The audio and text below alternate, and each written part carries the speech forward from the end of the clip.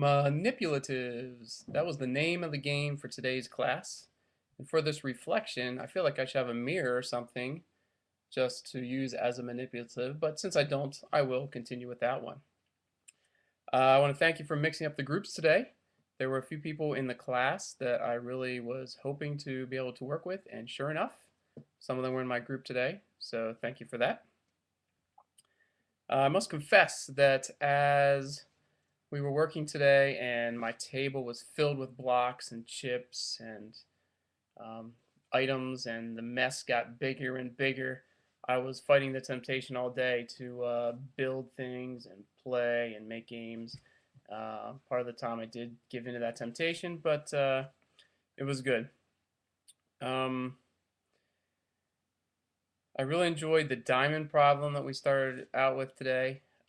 Something new that I hadn't seen before, but I find it very useful for factoring polynomials and multiplying, adding polynomials, as well as simplifying algebraic expressions. So I can't wait to use that with my students.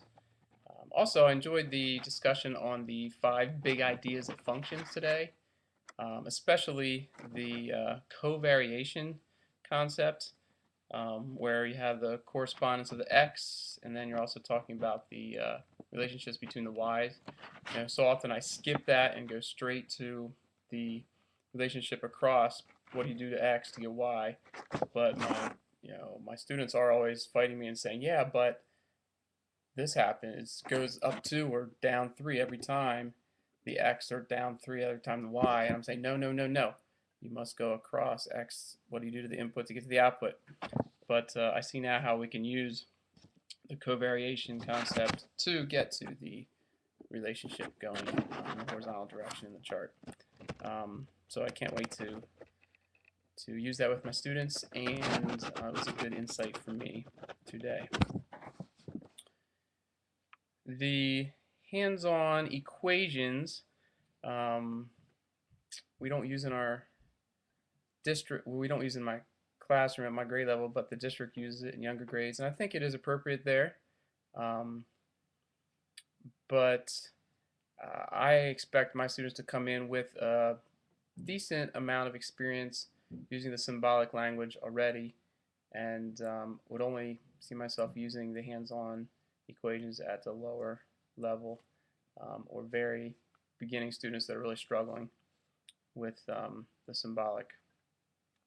The algebra tiles, um, I found myself during class liking the algebra tiles, and just had a couple ahas when I saw how you could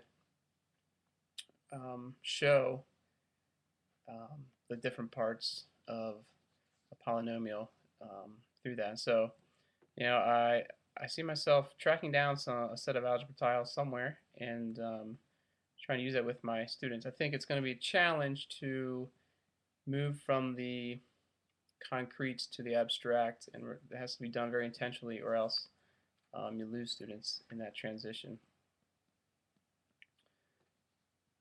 I think that's all for now.